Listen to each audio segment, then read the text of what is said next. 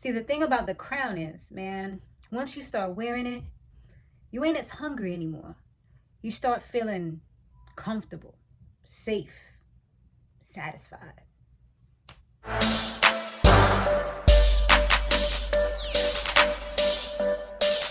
Hey y'all, what's up? What's going on? Welcome back to my channel. Definitely, make sure that you subscribe if you're not yet subscribed to my channel. Be sure to check out my company, which is for my posture accessories. It's Empress Looks. It is in the description area, so check it out. And let's just get right into this video. So Lou, he had pulled up on one of the Italians, and I mean, honey child, he took him right out. And then unfortunately, I was wondering from last week if they had actually gotten Marvin, especially because I seen Lou taking this dude out. But no, it was actually they got Renee, which was, here's a story about the girl that I met named Renee. You remember that song from back in the days? That was my joy. I don't know all the words, y'all, unless I'm hearing it, but y'all know what I'm talking about if you from back in the days. So anyway, yeah, he took her out, and it was a messed up situation for real. So Famous, he's been trying to pay his rent, but he's having problems with that because remember, Crown was supposed to be helping him out, but unfortunately it didn't work out that way. So, but on the flip side, even though Kanan has been staying with Famous, Raquel just bought that home that she was looking at. So, I mean, he has more than enough place for him to stay. I mean, if she was wanting to be gracious, she could even have Famous come live with her as well. But speaking of Famous, I mean, he got a whole lot of crap going on, which we'll talk about shortly. Now, Howard, I didn't know that he was actually Muslim, but he said that he wasn't really practicing before. He's actually trying to get back into it. I guess that second life, like, definitely changes people, especially when you feel like, you've gotten a rebirth. You've gotten a second chance at life. It's like now you want to do things right. You want to fix your wrongs, So I feel like that's exactly what he's doing. He wants to get spiritually right. He had Kanan meet him over there, and they had a little conversation, and for him, he doesn't really know like how to give him advice as of yet, because he don't want to overstep, because obviously he's just getting a relationship with him, but he also don't want to be the person that says just do whatever you want to do. And that's kind of how, like, I've definitely felt that way with like my bonus daughter. Is like, all right, I want to tell you the right things to do, but I also don't want to overstep and tell you too much to do either. So it's kind of like you have to kind of have a balance where you just don't do too much, especially if you're not the primary person in their life. So that was what was with them. But he did tell Howard that he knows that he's his father. He's been knowing for a while, but he's like, he started bringing up the whole shooting thing, but he was like, no, like, I don't want to talk about that ever again. Like, let's just move forward. And he just wants to just start from here and just keep going forward, not looking back at all, because that doesn't matter to him anymore. Because at the end of the day, he didn't know what he was doing, why he was doing it, or any of that stuff. So Sammy the crackhead, he was pulled into jail because, of course, they was just doing he was out here peeing in the streets in public. First of all, that's bad thing number one. And then he had a whole bunch of stuff, and like, he was just doing the most. So I guess he's like a favorite for the police office. Like, when they need to fill their quota, they probably get him. So of course, Burke hears him talking about he got information. He knows who shot Howard or whatever. So he was just like, you know what? Like, he was saying it over and over again. So that caught her interest. She wanted to find out what he knew. He was like, I know the kid who shot him. He ends up telling him something about he heard the name was Famous and he was hanging with him. So he doesn't necessarily, he's not really given the right names or anything like that. He might be able to say it if he sees the face, but based on the names, he's just messing everything up, because she knows who Famous is, but obviously Famous ain't the person who did it. But so she's like, she needs to get a new statement from him on record. She asked the captain. Captain looks like he was getting a little suspicious, because she's asking like, oh, what if I have somebody who gave a statement originally but they want to give a different statement, you know, like just asking like weird questions. And he already knows, like everybody knows that she's addicted with finding out more information. So it's just like, what are you doing now? You know, like what's next for you, girl? What are you up to? So yeah, she's definitely like obsessed and doing the most. But she was definitely also putting him in danger, because Howard seen her talking to him, seen her kind of look like she was giving him money or something like that. And then this led them to want to pretty much like eliminate him. So now Marvin was sent out to take care of the job. Marvin pulls up on him, entices him with some rocks or whatever. He's like, oh yeah. He goes in the car with him. Marvin does the right thing, because, you know, he's trying to be a better person. He's trying to get on the right track and do what he has to do, you know, to get himself in a better place just in life, because of the lessons that he learned from his anger management class and Renee, who just died. So he's like, you know what, like, here, I know I'm not supposed to do this for a crackhead, but I'm going to send you on this bus, because if I see you again out here in these streets, I'm going to have to take you out. Like, I'm telling you plain and simple. I want you to just get out of here. Don't come back. And he gave him a little starter money. I mean, it looked like it was rent for a couple months, the way that stack was looking. I'm like, can you pass him over here? Because he don't need that. What he going to do? Play with it while he in the streets? Like, you set him up, and some people, you just can't save them, you know? Like, sometimes you be thinking like, yo, if this person was given this amount of money, some people do have that mentality where if you give them, if they just had like a little bit of a come up, if they just had a little bit of a starter, they would really do great things. But then there's those other people, you give them a little bit of money and they just gonna blow it. They're gonna do stupid things because they don't know how to manage money. They don't know how to do the right thing, you know? And so that's the kind of person that he was. He was that one. And a little bit, like as soon as he gets a little farther down the road, probably out of probably out of like ears or eyesight, out of Marvin's eyesight. Yo, my tongue is twisted all over again. It's like I wanted to say earshot, but it's like that wouldn't make any sense. So it's like eye shot, but eye shot is not really a thing either. So that's why I was like kind of jumble mumbled.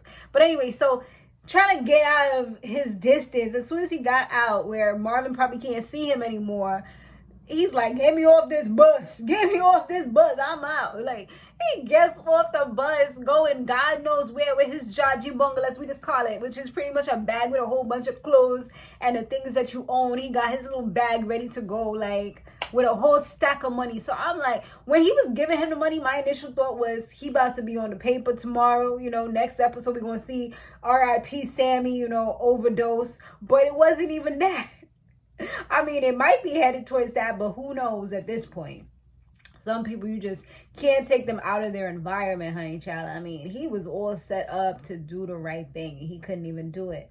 So now Sal, who's that Italian mobster, the head of the mobster, the one whose kid got killed by Marvin and them. Well, not really killed by them, but he just didn't go through the proper steps in order to have him do a job. It probably would have been somebody else if he would have did the proper steps, which led to his son dying. He talks to Unique, and he wants Unique to be his personal little snitch and tell him all the ins and outs of Raquel's operation. You know, like how many people she got, what kind of guns and all that stuff. Like, just telling him everything. And he's like, yo, I ain't about to get in the middle of, like, what does that get me if I do that? And he's like, you get my respect, or some whack thing like that. Like, who cares about that? That means nothing at the end of the day. Like, you already know me, I know you, and that's it. And you know, Unique is a real dude at the end of the day. Like, and I'm seeing that and I'm respecting that, because at the end of the day, he's like, yo, I don't even like this dude, but your son was the one who chose to do this. He could have said no at the end of the day. Like, yeah, he went around you, but he didn't have to do it. You know, his son's a grown man. He can say yes or no to a job, but he chose to do it. And now there's risk involved when you choose to do something. That's just how choices work. It's either going to work out for you or it's not. That's part of life, you know, and that's what Sal doesn't seem to understand, and why he wants revenge and he's so upset. Like, no, this is just how it goes. And you know, he was just trying to, like, he was just saying like, oh, well, if you don't do this, that's going to be very disappointing to me, and I don't really handle that well. So it's almost like he's threatening him in a way, you know, making Unique think a little bit. But so far, I mean, Unique seems to be standing his ground. I don't know if he going to tell Raquel what's up, because that would kind of be like snitching in a way too. But I mean, he probably should tell them, just because it would be better to not be a man standing on his own. Because right now, I kind of feel like he's just in the middle, standing on his own. You know, he's not really fully there. He's not really fully there. He's just kind of in the middle. He's kind of like the mediator or something like that, you know. And it's definitely not safe for him, because you never know what these people could do, who could turn on you or what. So you got to kind of show loyalty to somebody when they're both feuding, or maybe kind of take a few steps back and just not be in it at all, which I see like he still likes being in it, so he gonna have to kind of choose a side, you know.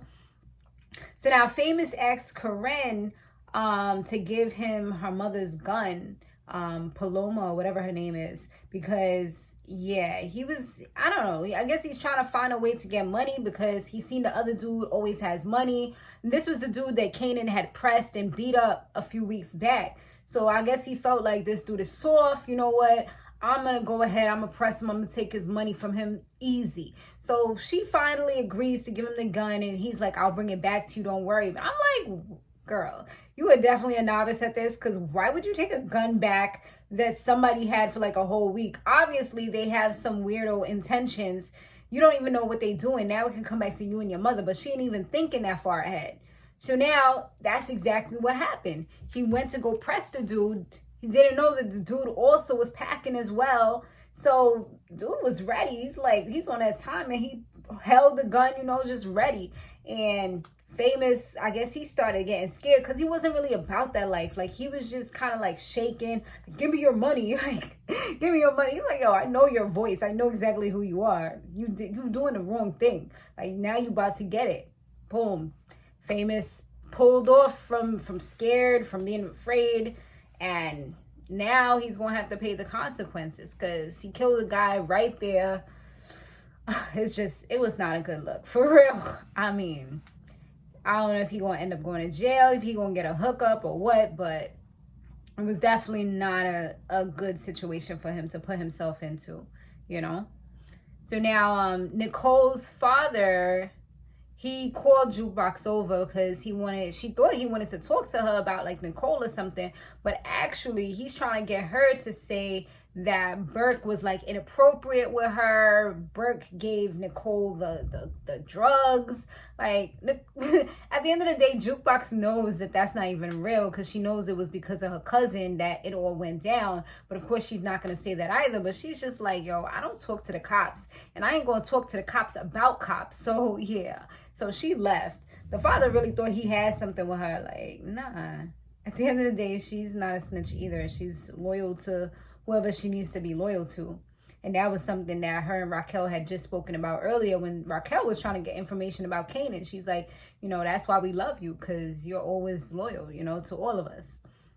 Now, Raquel, she met up with Cartier earlier in the episode, and, you know, he was trying to get in her pants and all that, but he said that he would, like, invest in her, make her company more legit, and, you know, do all the things that would make her company better, you know, giving her all these ideas. So I don't know if she's going to implement these ideas, but later on, like in the episode, once he's going upstairs, he's just chilling. He got his little cigar. He's smoking, ready to go upstairs and chill. He got a nice little gated type of, well, not gated, but like a nice little maybe penthouse or whatever. Security downstairs. Come to find out, security was working with them. Security ends up letting Lou and Raquel upstairs. And once homie comes out the elevator, they was right there, both double teaming him. And he's just like, yo, y'all don't even trust each other. He's like, yo, we family at the end of the day. Then he said his little words or whatever, because he wasn't about to go out like no punk. You know, he wasn't about to beg for his life, because he already knew what time it was. And then they took him out. done deal. But I kind of felt like that was going to happen because Lou was kind of annoyed with him, because when Famous came to try to get Lou to give him some help, not even necessarily asking for money, but just letting him know, like, Crown was supposed to be helping me out with this place, and now I'm about to get kicked out. He's like, is there any way that my landlord can come and, you know, get a few sessions? All of a sudden you hear Cartier, like, being a big dog, talking about, you know what, you need to teach a man how to fish, you know, instead of giving him the fish, because then he'll be able to do it on his own. So you better go get a rod, young buck, you know. And it's like, you don't even know him at the end of the day. And he was like, this was Lazo Teo, that was the person who made that quote, which I do love a lot of his quotes. But yeah, he was like that was the person who created that quote, although a lot of people think that it came from the Bible. And he was like, you know, this is what you need to do. And then after he left, he was like, yo, what happened to you being a silent partner? He's like, well, you know, I got to make sure I step up and, you know, do what I got to do. He was like, money's involved, and I don't do freebies, none of that stuff, barters, any of that. Like, so you're not going to be doing it either. So it's like he's trying to son him, be his daddy, and tell him what to do with something that he created. And you just supposed to be some silent partner. So we already see where this is about to go. He's trying to really, like, just silently come in and take over. That's the next step. That's one of those people that you can't really trust them on their word. You know, you got to get everything in writing, you know. So that they had to take him out. So I mean, it is what it is. But that's pretty much the episode. Thanks so much for watching, guys, and I'll see you guys on the next one. Later.